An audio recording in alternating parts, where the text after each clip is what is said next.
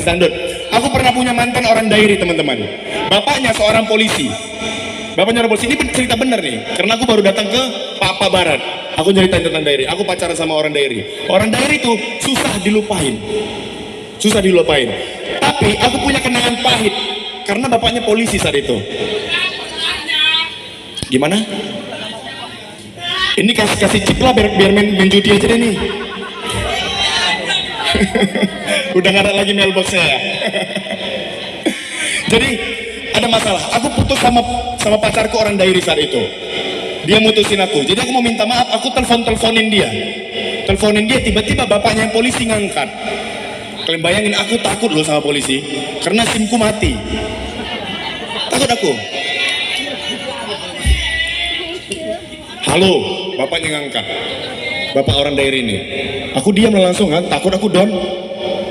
Kamu ngomong.